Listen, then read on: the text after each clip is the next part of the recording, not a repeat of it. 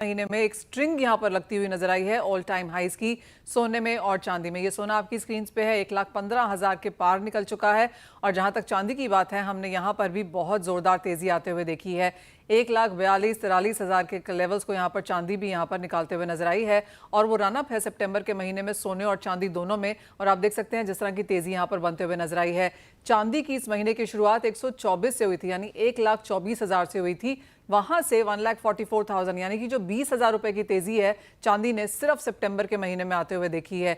और जहां तक सोने की बात है, वो चार्ट लेकर आएंगे। यहां पर भी हमने एक तरफा बढ़त सितंबर के महीने में आते हुए देखी है। अच्छी खासी बढ़त के साथ कारोबार तो लाख रुपए का, 1,15,000 रुपए, क्लियरली बहुत ज्यादा बढ़त।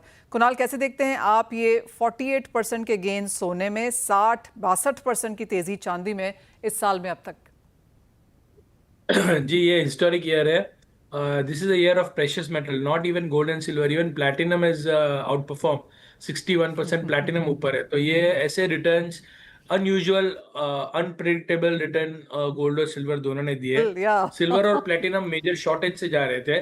और गोल्ड में जो आज जियोपॉलिटिकल हालात है, फिस्कल हालात है वेस्टर्न सेंट्रल बैंक्स के, तो आज investors left right centre, India, China, Russia, सब जगह पे आप देखेंगे जो इमर्जिंग मार्केट है उसमें total buying rush emerging market में गोल्ड की हो रही है। सो ओवरऑल कुल मिला के तेजी का माहौल ऐसा बना है कि जैसे आप बोलोगे कि यहाँ पे थोड़ा अटकने को लग रहा है, $50 और बढ़ता है। I would agree with that. Kunal, जैसे कि सभी लोग कह रहे हैं, कुणाल एक चीज यहां पर सब लोग कह रहे हैं कि over bought on charts, under owned by retail globally.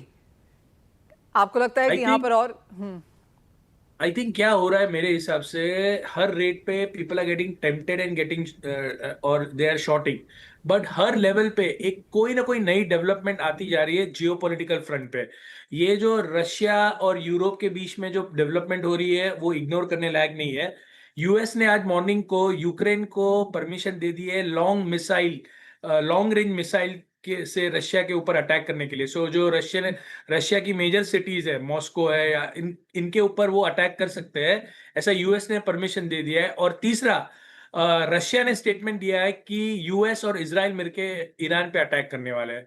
सो ये पूरा जो जियो पॉलिटिकल असमंजस का जो माहौल है, that is I think one of the major reason why gold is going up. जो इंटरेस्ट रेट कट करेंगे, इसका जो होना था वो हो गया ऑलरेडी गोल्ड में। ये जो नए नए रीजन आ रहे हैं, सो ये सब प्लेबुक में आते ही नहीं है। अभी सडनली पोलैंड के ऊपर या दूसरी यूरोपियन कंट्रीज के ऊपर रशियन एयरक्राफ्ट फ्लाई करेंगे, और यूरोप उसको धमकी देगा कि मैं रशियन एयरक्राफ्ट को उड़ा दूंगा। और रशिया बोलेगा अगर आपने उड़ाया that will be consider as an act of war. तो ये सब जो चीजें हैं, ये प्ले होगी कि नहीं वो तो टाइम ही बताएगा। But geopolitically it is the most uncertain time I have seen in last 1 decade. इतना अनसर्टनिटी मैंने कभी मेरी लाइफ में नहीं देखा है when it comes to Jio politics.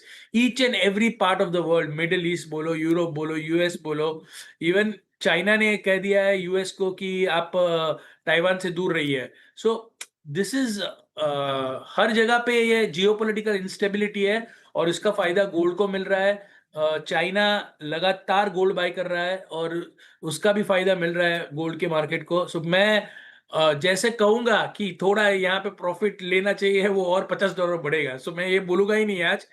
Just learn to go with the flow. Fundamentally अगर geopolitical कुछ होता नहीं है ज्यादा एस्केलेट, तो ये रेट पे सब प्राइस्ड इन है।